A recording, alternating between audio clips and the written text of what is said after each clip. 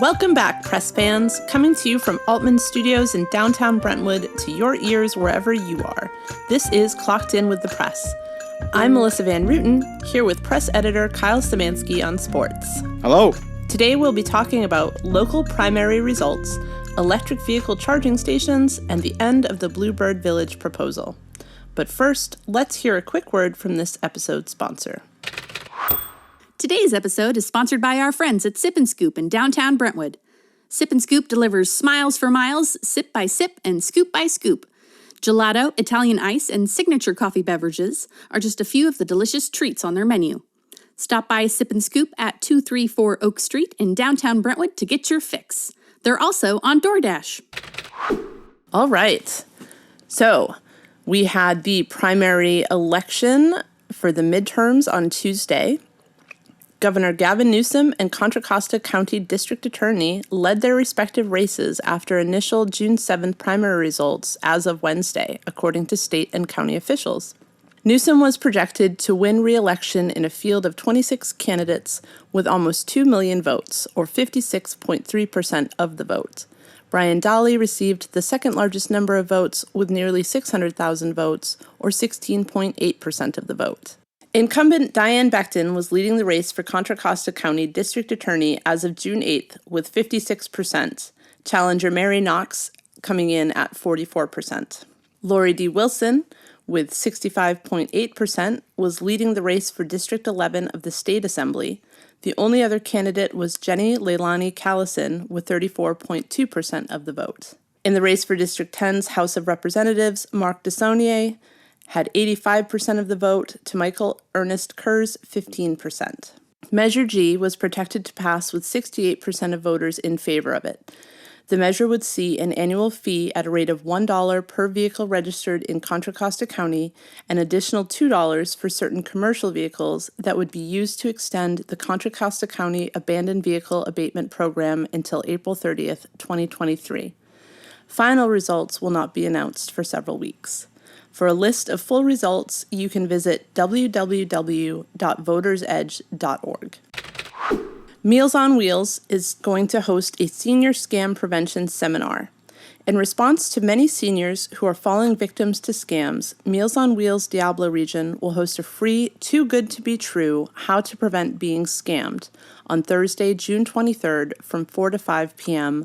on Zoom. While anyone can become a victim of scams, seniors are often the number one target.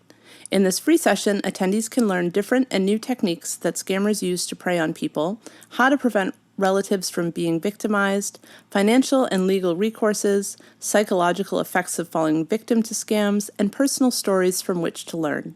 The informative program was a result of the agency's elder abuse counselor seeing an increased number of its clients being scammed.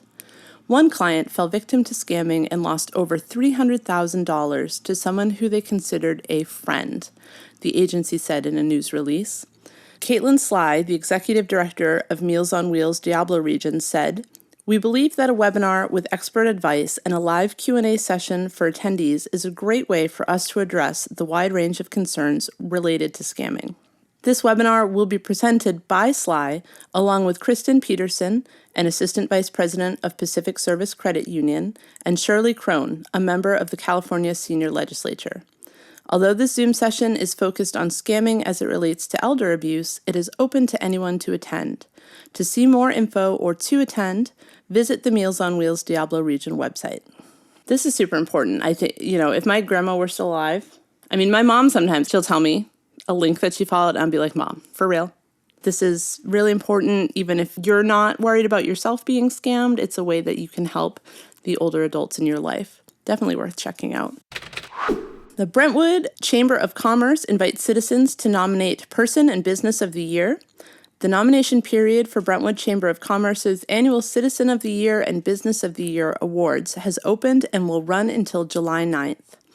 The event honors an individual or business for their contribution in making Brentwood a better place to live and work, according to the Chamber website.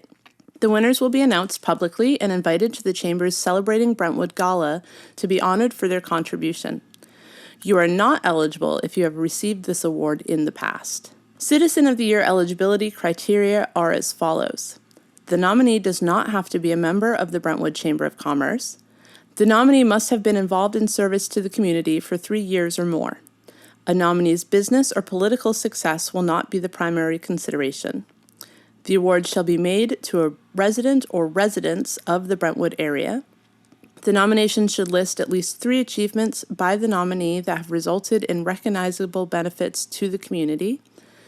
Estimated number of years the nominee has been a resident of Brentwood, and nominations must be submitted electronically by the nominating person or organization, include information to support the nomination, and include the nominator's address and phone number. Aside from Citizen and Business of the Year, other categories for nomination include Nonprofit of the Year, Employee of the Year, and Youth of the Year. Shauna Phippen was named Citizen of the Year for 2021, and Redbox Solutions, the business that she and her husband Brett run together, won Business of the Year. Last year's awards were rounded out with Working Wonders being awarded Nonprofit of the Year, Handy Dad's Adam Martinez received Chamber Director of the Year, and Tom Santamoreno won Chamber Ambassador of the Year. Employee of the Year went to our very own Eric Kennard from the press. For more information or to submit your nomination, visit www.brentwoodchamber.com/celebrating-Brentwood or call the Brentwood Chamber of Commerce office at 925-634-3344. And, it's always good to celebrate the good people and the hardworking people of this community. There's so many of them. There's so many good businesses. There's so many good volunteers. And it's just nice to really, take a step back, honor them, give them a night of recognition. 100%. We have so many people in Brentwood and really in just East County altogether that, even quietly, they just do for others, and they have this very quiet grace. And I love knowing about these people, not because they're touting what they do for others, but because you see it. You see this grace in action and this volunteerism. And Brentwood, I will always 100% stand behind the fact that we really pull together to support our people, to support our local businesses, and really just come together as a community. I do enjoy that. Any other issues that we might have with each other aside, I love that aspect of this area. Moving on, the Town of Discovery Bay Community Services District sold the final bond necessary to pay for a new clean wastewater project and the construction of a new well. Discovery Bay General Manager Dina Breitstein said it was a step in the right direction for the town's infrastructure. Work began last summer on the state-mandated dentrification project to improve the town's wastewater treatment systems. Originally priced at $16 million, cost for the project's design, construction, and inspection is now up to $19.9 million. Project manager Mike Uraka said the increase is typical of the times. Work began on the dentrification project last summer and should take 2 years to complete, officials said. The project must be finished before the town's federal National Pollutant Discharge Eliminating System permit changes on January 1st, 2024. The permit covers wastewater discharged into Old River, and the new permit will require the town to reduce the amount of nitrogen entering the water, hence the title dentrification. Breitstein noted the process creates clean water, and the wastewater being discharged into the delta will be cleaner than what is there now. In an interview, Water and Wastewater Manager Aaron Goldsworthy said the project's difficulty lies in the fact a new procedure, the dentrification process, will be inserted into the middle of the town's existing wastewater treatment system. Also funded by the bond is Well 8, a new well being built near Point of Timber Road on the site of the future Pantages housing project. Though it will be in the Pantages neighborhood, the well will serve to back up the supply to the town's existing wells. Once the lot is secured, the town will contract with design firm Ludorf and Scalamani to design the well, then request bids from contractors, Uraka noted. The project should take 16 months to complete once it has started.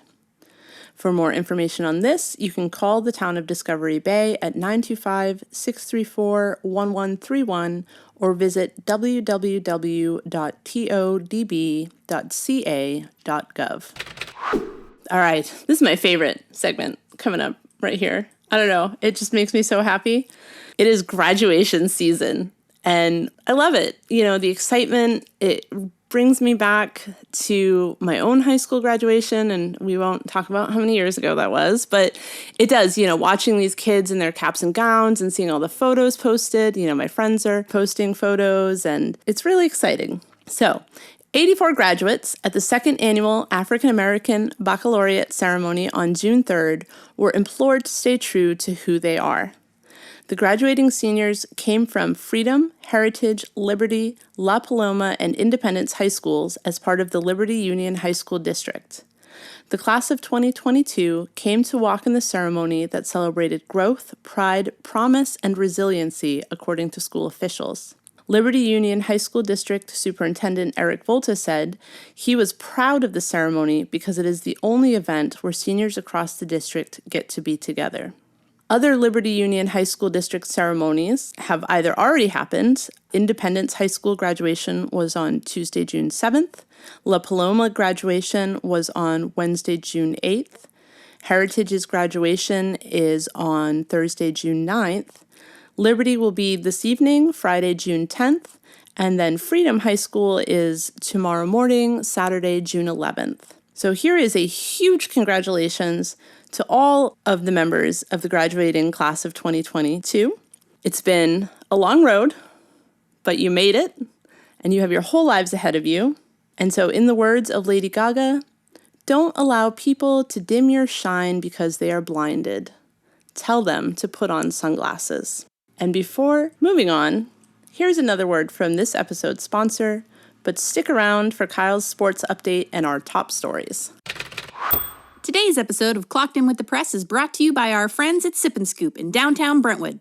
Sip & Scoop started out as a food truck, serving coffee, hot cocoa, and desserts on the go, but the demand was so high that they had to open a shop at 234 Oak Street. Here at Clocked In, we love Sip & Scoop. They're just a few doors down from our offices, and we're there often enough that they know our names and orders. It's like Cheers, but better, because there's dessert. Try their cold brew coffee or choose a latte or Americano for a classic coffee drink that can't be beat. And we haven't even talked about their breakfast sandwiches and avocado toast. Have I mentioned the root beer floats and the iced lemonades? Those are my personal favorites. Okay, obviously I could talk about food all day, but here's the point. You gotta go to Sip & Scoop. Visit them at 234 Oak Street in downtown Brentwood or have Sip & Scoop brought to you wherever you are by DoorDash. Having an event? Let Sip & Scoop cater it. Give them a call at 925-684-7710 to find out more. All right, thank you, Melissa, and thank you also to our sponsor. We have some new coaches at Heritage High School. They recently announced the hiring of 3 new varsity coaches for its winter sports season. Randy James will become the school's new boys soccer coach. Sienna Zabrowski will take over for the girls program, and Mark Hurtado will be the girls basketball coach. James rejoins the ranks of the Patriots head coaches after being the head girls coach for 6 seasons, during which Heritage reached the section playoffs each year, including a trip to the North Coast Section Division I semifinals. The Patriots also won 2 league titles under this leadership with an overall mark of 79, 34, and 21 during this tenure. Zabrowski, a former Heritage High School soccer player, takes the helm of the varsity girls soccer program after guiding the junior varsity program for the past 2 seasons. The Heritage High and UC Riverside alum also has playing and coaching experience that she's demonstrated last season, guiding the Patriots junior varsity team to an unbeaten league record. This is according to Heritage Athletic Director Nate Smith. Zabrowski has previous coaching experience as the head junior varsity coach at Riverside High School and currently trains athletes at the Copa Soccer Training Center in Walnut Creek, in addition to having recently coached the Impact Soccer Club team here in town. She also brings a high level of competitive experience as a player to her new role, most recently playing professional soccer in both Finland and Taiwan, along with the San Francisco Nighthawks of the Women's Premier Soccer League. Hurtado, another familiar name to East County sports fans, brings a highly successful background to the Heritage program, where he takes over a team that has won 7 consecutive league titles and reached either the North Coast Section Division I title game or the Open Division in each of the last 6 postseasons. He was most recently the assistant coach and recruiting coordinator for the women's basketball program at Diablo Valley College, but has made an impact for more than a decade in the Bay Valley Athletic League. He's a two-time BVAL Coach of the Year in girls basketball, having led Deer Valley to 3 league titles and the 2013 North Coast Section Championship, a year in which he guided the Wolverines to the NorCal title game. He also took over the Deer Valley boys program for 2 seasons, leading a team that had 3 consecutive losing seasons back to the section playoffs. And Melissa, this is great news for Heritage High School. I can tell you that in a lot of times these coaches come from out of the area, and it's kind of hard to know what you're getting. Maybe, people at Heritage High School know, but I can personally tell you that all 3 of these coaches are going to lead their teams to success because they've done it before, right before our eyes here in East County. Which is amazing. I mean, I know every time you talk about this, my comment is we have such amazing student athletes out here, but it sounds like we really have a powerhouse team of coaches that are working with these kids as well. And it speaks volumes to the respect that they have for the students and that the students have for them, that they're able to bring this consistent quality year after year after year. So I'm really excited to see where they take it. Melissa, do you like fishing? I do like fishing. All right, well, let's go fishing. All right. Well, more specifically, some pros went fishing. Professional fisher Stephen Bob Tosh Jr. of Modesto brought a 5-bass limit to the scale on June 4th, weighing 17 pounds, 15 ounces, to win the Major League Fishing's Toyota Series at the California Delta at Russo's Marina in Bethel Island. And it's good to be a professional fisherman. He brought in $25,604 for that win. Dang. Locally, in the co-angler division, J.D. Farge of Discovery Bay finished 4th, pulling in $2,000. And a local Oakley fisherman, Dominic Mohammeds, brought in $1,655 for finishing 6th. In a separate high school competition, the Liberty High School team of Adrian Guillen and Josh Stanchina finished 7th. And I also believe that a Freedom team was involved in this competition, and they finished 8th. So good for them. You get a little money, you get a little fish, and for those who went out to the competition, they got some good old-fashioned entertainment. Man, I need to fish more, apparently. It pays off. You're telling me. All right, let's head to the Diamond. The Brentwood Pony Softball League launched its first traveling all-star team this summer. 12 girls on the team were nominated by their coaches in the in-house league, then tried out for the all-star team. Though the team, composed of girls ages 9 and 10, had been playing separately for weeks, they were able to practice together only one time before hitting their first tournament in Danville last weekend. And the traveling team will spend its short summer break playing softball from Sacramento down to Southern California before the season wraps up. And their head coach, Abel Ordaz, said he was excited to be part of a growing league, filling a need in East County. Previously, Oakley and Antioch had leagues, but Brentwood did not, so he's filling the void. And starting them early to be ready for these amazing high school teams. Exactly. Before you know it, we'll be talking about them on this podcast on the high school Diamond. For sure. And we also have some fantastic news for all the spring sports that recently wrapped up. The BVAL All-Star teams have been announced. In softball, Heritage High School's Tiana Bell and Pittsburgh High School senior Taylor Shelton won the softball most valuable players. In baseball, Heritage Anthony Podestillo and Liberty's Cole Airhorn won MVPs. In golf, Gavin Wagner of Liberty High School won the MVP for golf. Axel Scott of Deer Valley, he's just a freshman, won the tennis MVP. And the senior volleyball MVP was Marcelo Bustamante. And we have a whole host of other all-stars on our website. There's a whole list of them, so we cannot mention them all on this podcast. But congratulations to everyone, because there's like multiple teams in each sport. Sure. Multiple all-stars. We have a ton of high schools in this area, too. So high fives all around. Keep up the good work. And before we end the sports segment, let's talk a little bit about the national scene. The Warriors are down 2-1 to Boston in the NBA Finals. The Warriors dropped Game 3, 116-100. Game 4 in Boston is Friday. So we'll see what happens. Melissa, you said last week you're rooting for the Celtics. So I'm sure you're a little bit happy. I got to root for the home team, but we are a house divided. You know, my husband grew up here in California.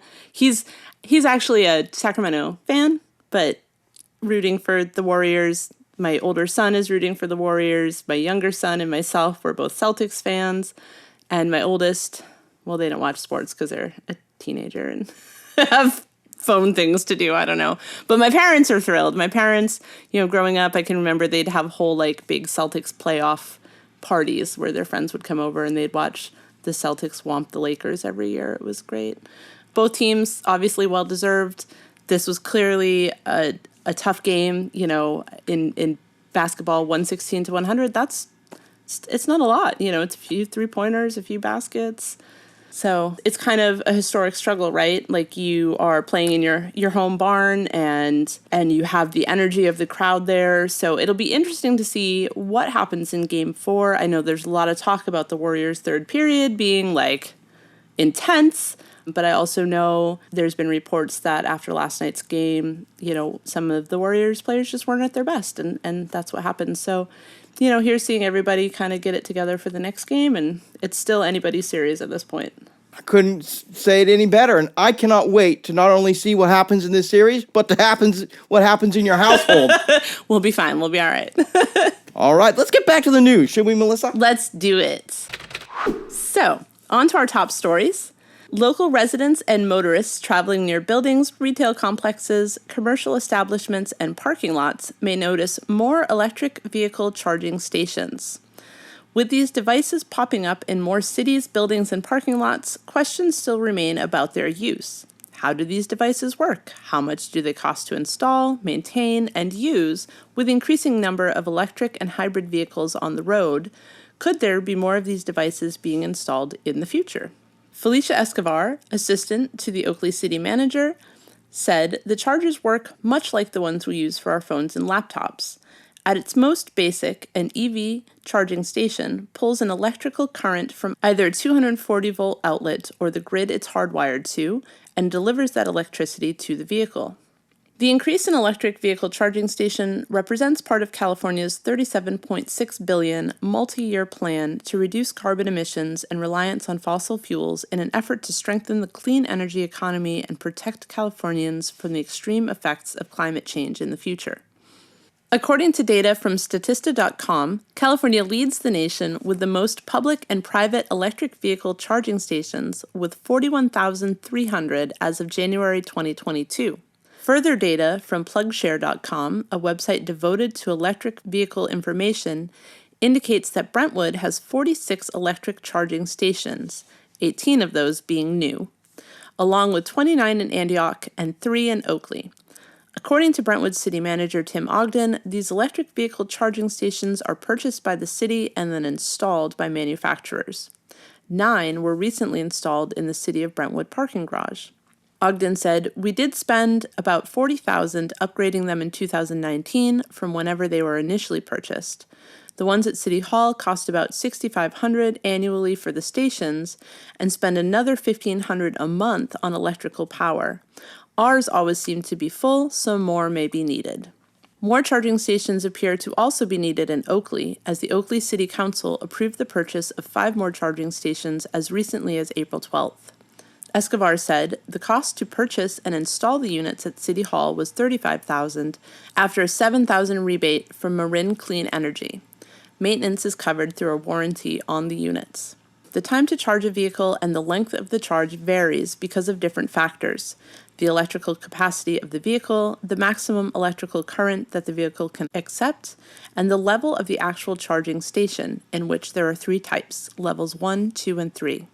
According to Brentwood Director of Public Works, Miki Subota, a level 1 charger can charge around 5 miles of driving per hour, a level 2 charger is around 25 miles per hour, and a level 3, sometimes called fast chargers, is about 200 miles per hour. We have level 2 charging stations in the parking garage by City Hall. Electric vehicle charging parking spaces are marked in specially designated areas because officials hope drivers will park only in the areas if they're being actively used for charging. The charging stations located in the Oakley City Hall parking lot were free to use up until April 30th. After that, drivers began having to pay to use the stations at a cost of 30 cents per kilowatt hour. Brentwoods are still currently free, but that could change in the future in order to be consistent with what other cities are doing, Ogden said. With the possibility of more electric vehicles on the road in the coming years, residents could continue to see more electric charging stations. Current building codes do not require the installation of chargers for new buildings. However, the installation of the infrastructure to facilitate future charging equipment is required. CalGreen, California's first green building code, requires new construction and major alterations to include adding EV-capable parking spaces, which entails ensuring the electrical panel will have the capacity to support the future installation of charging stations by having a dedicated branch circuit and a raceway to the planned EV parking spot. More information regarding California's blueprint for focusing on clean energy and fewer carbon emissions can be found by following the link included with this story in this week's paper or by visiting our website. It's amazing, and this is just an observation. I remember years ago, whether it was going to the city hall parking lot or, just going to the local grocery store where there's electric charging stations, there were not a lot of cars in those stalls. Now today, they're always full. They're always full. They're always full. So now it's just amazing how popular they're getting, and we know this is going to happen. So it's good for the city to jump on board and put those stalls in before the demand outreaches the need, for sure. And it's exciting for me. We're a family of 5, so we don't take a lot of plane trips because it's expensive. My kids go visit my folks every summer, and I don't even want to talk about how much I just spent for 3 plane tickets. It's absurd. So we road trip a lot, right? And the biggest thing that keeps us from at least one of our vehicles being fully electric is the infrastructure isn't there yet. Because we drive, our most recent trip, we drove to Utah and Arizona, to the Grand Canyon. We go far. We've driven to Yellowstone. We do all these multi-day, 1,000-mile trips. And yeah, electric would be amazing because, let's be real, gas, it's just going up and up. And also electric is better for the environment. But until we have the ability to be able to stop and charge our cars sufficiently enough in the same time it would take to maybe stop and gas up and, get some snacks or whatever, it's not super feasible. But with the advancing infrastructure, it's going to be better and better. There's going to be more locations that we can stop and charge, rather than stop and having to add fossil fuels to our vehicles. Our final story for today revisits the mixed-use, mixed-income housing project Bluebird Village. Plans for Bluebird Village, the mixed-income, mixed-use development that was proposed to be built at the intersection of O'Hara Avenue and Lone Tree Way in Brentwood, will not be moving forward. Quote, Eden Housing, in conjunction with our partner, the Episcopal Diocese of California, have made the business decision not to submit an application related to the master plan for Bluebird Village at this time, project developer Eden Housing stated in an email. The diocese is exploring options to continue with its farm church ministry vision on the project site. The proposed project would have included up to 100 units of rental housing for families with incomes of less than 60% of the area median income for Contra Costa County, with a portion of those serving homeless individuals and families. Also included were 26 to 30 units of market rate for sale homes and 24 townhomes for affordable first-time homeowner housing developed by Habitat for Humanity of the East Bay, Silicon Valley. The project design also featured a community center and farm. In order to accommodate the housing project, the property would have had to be rezoned. The land is currently zoned as R1, which indicates low-density residential, but had the project moved forward, Eden Housing would have been required to pursue an amendment to the city's general plan. Local residents were unhappy with the scope of the project, asserting that it would lower their property values, increase crime in the area, increase traffic congestion in the area, and put additional stress on area resources. Many voiced their concerns at Brentwood City Council and Planning Commission meetings, while other concerned residents took to social media to promote joining the Our Neighborhood Voices initiative, whose website states, quote, "The Our Neighborhood Voices initiative restores the authority of your local representatives to decide what gets built in your community, on your street, and right next door to where you live. We are organizing a campaign to bring back our neighborhood voices in local planning with a 2024 statewide ballot measure," end quote. The website also alleges that, Quote, politicians gave their developer donors the ability to build market-rate, multi-story projects in every neighborhood and took away residents' ability to speak out about projects that are being built literally right next door to them.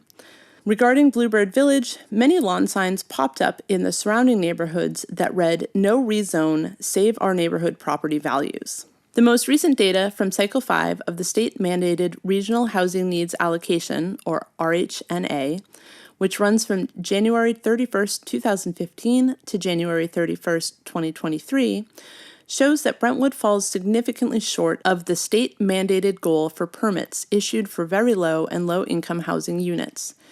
In the timeframe stated, the plan set the goal of 234 units for very low-income individuals and 124 units for low-income individuals, but only 4 and 14 permits have been issued, respectively, coming in at a mere 1.7% towards the final goal for very low income and 11.3% for low income.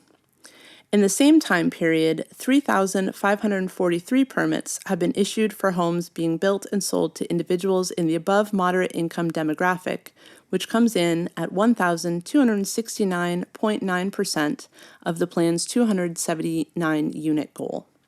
Cycle 6 housing goals are currently being determined.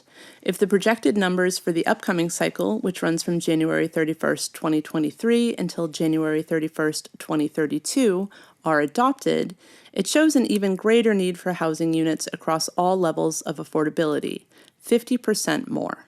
Developer Eden Housing also stated in their email, quote, affordable housing in Brentwood remains very important to Eden Housing and the diocese, and many others within the community.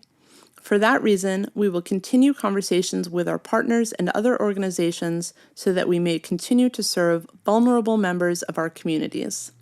We strongly believe that the kind of high-quality, service-enriched housing that Eden builds meets the needs of Brentwood's residents and neighbors. We hope to continue serving this community for years to come. So it was disappointing for the diocese. I have a friend who attends the church that is part of the diocese that owns this land. They had really hoped to help provide housing for marginalized individuals.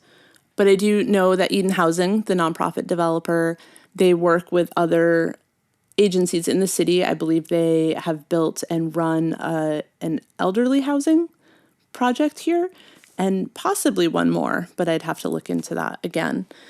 Residents made their voices heard, and city council had no choice but to listen. We know that this city needs affordable housing eventually, now, but eventually as well. And it's going to be interesting to see how the city council and how city leaders handle that need. It's going to be required by the state.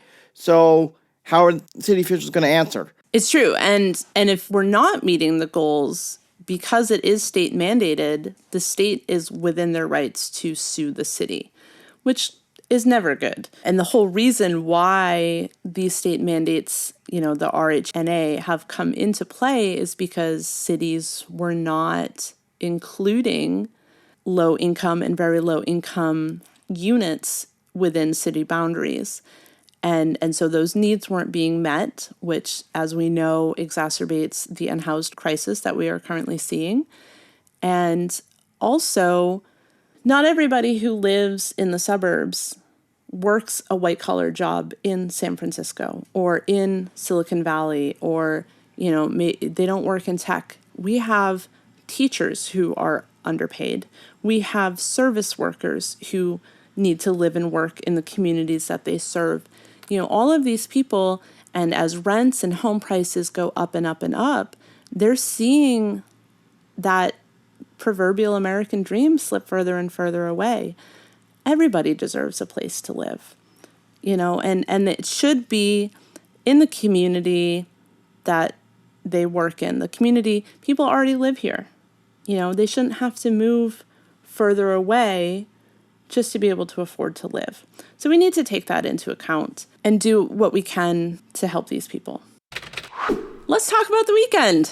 It's going to be a good one. It's going to be a hot one. I'm not super excited about that. I don't know why. I know it's coming every year, these 100 plus degree temperatures, and yet for some reason they get here and I'm like, oh God, why? But there is some fun stuff happening this weekend to take your mind off of it. starting with Little Things Big Deal at Big Break Regional Shoreline. It's on the calendar from 11 a.m. to noon and 2 to 3 p.m. on Saturday and Sunday, every Saturday and Sunday in June at Big Break Regional Shoreline in Oakley. The little things are plankton, microscopic organisms that are critical to life in the Delta and beyond. Naturalists will set up microscopes at the Big Break Visitor Center to help you view the organisms and learn how human activity is threatening them. Big Break will also host a bilingual English and Spanish campfire program from 6:30 to 8 on Saturday and Sunday, June 11th and 12th. The campfires are free and registration isn't required. The host is naturalist Misty Marsh. Bring a picnic dinner to the park, then join the campfire activities, including that fantastic gooey treat s'mores. The program's the same both days. Attend one or the other. Big Break is located at 69 Big Break Road off Oakley's Main Street.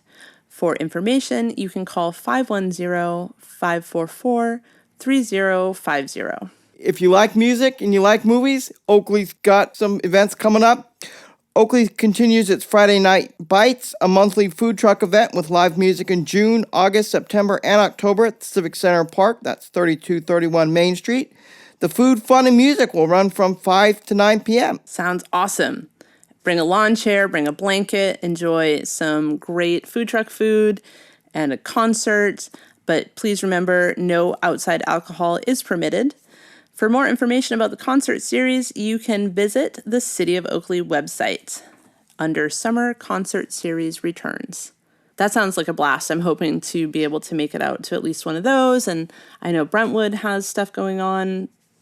Concerts are back, movies in the park, it looks like are back. So again, I love it. All of this community stuff. And it looks like the lineup includes the Project 4 Band, and that's August 5th, the Maya Latin Roots, that's September 2nd, and Cut Loose, a rock, rhythm, and blues and pop band in October. That's October 7th, to be specific. The Friends of Antioch Library is hosting a book sale this weekend at 501 West 18th Street in Antioch.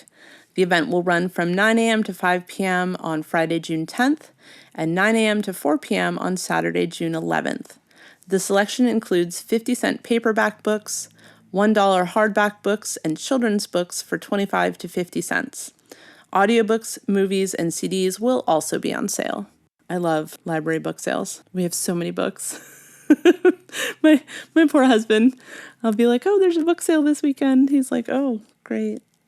Well, how can you pass up the deal? 50 cents to right? $1 for a book, for movies, for CDs. That's Can't what get much I better say. than that. Can't even buy a candy bar for that I these know, days. right? I could not agree more.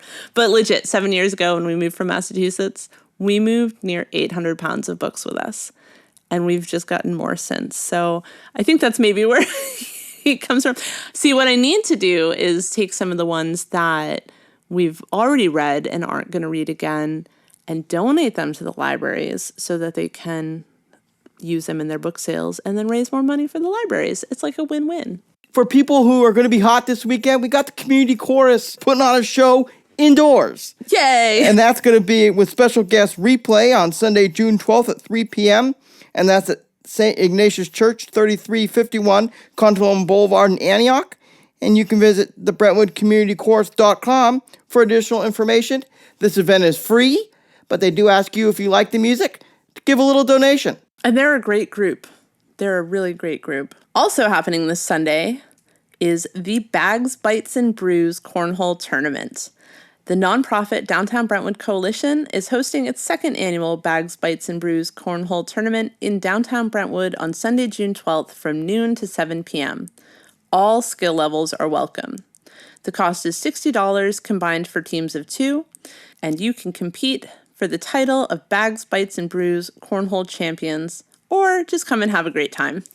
The tournament will be held at 1st and Oak Streets. For complete information, visit the Downtown Brentwood Coalition website. Have some fun, but don't forget to hydrate. For sure. And, if you don't bring your hydration with you, there are plenty of fine dining establishments right in downtown that I'm sure would love to help you out. whether you're hydrating with water or something else. But it should be a good time. I think last year was the first one, right? And there was a great turnout. So hopefully this year, and it's Sunday, I think Sunday is supposed to be a little bit cooler. I think you're right. Hopefully, fingers crossed. So it should be fun. Even if you're not playing, I'm terrible at cornhole, but it's still fun to just kind of go down and mingle and be part of the people. You know, we're finally out there and being able to do things again. So come support Downtown Brentwood Coalition and all of our local businesses. What are your plans this weekend, Kyle? I have no plans this weekend. I'll probably be staying inside because I'm not a huge fan of the heat. It's going to be hot. Whoo! I have a wedding tomorrow again. This is a busy month for me. And it's supposed to be 107. Good luck with that, Melissa. Tell me how it goes next week. If I'm more than a puddle, I will be happy to. And then the rest of the weekend, I'm going to check out the farmer's market probably both days. Brentwood on Saturday, 8 to noon, and then Discovery Bay on Sunday, also 8 to noon, right? So exciting. And then obviously the cornhole tournament. A lot of great stuff going on. It's going to be a fun weekend. So graduates, congrats again. Stay safe. Don't party too hard this weekend. Don't worry your mom and dad, but have a lot of fun. And that is it for today's episode of Clocked In with the Press. We appreciate you taking the time to listen in, and we look forward to speaking with you in future episodes.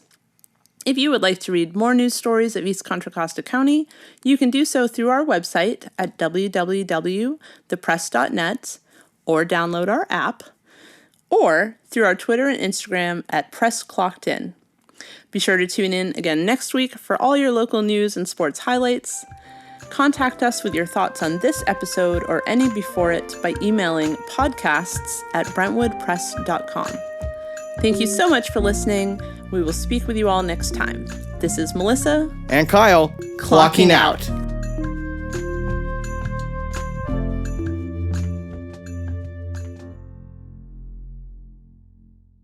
Thanks again to this week's sponsor, Sip and Scoop. Remember that feeling of hearing the ice cream truck coming down the street as a kid? Bring back that feeling by visiting Sip and Scoop.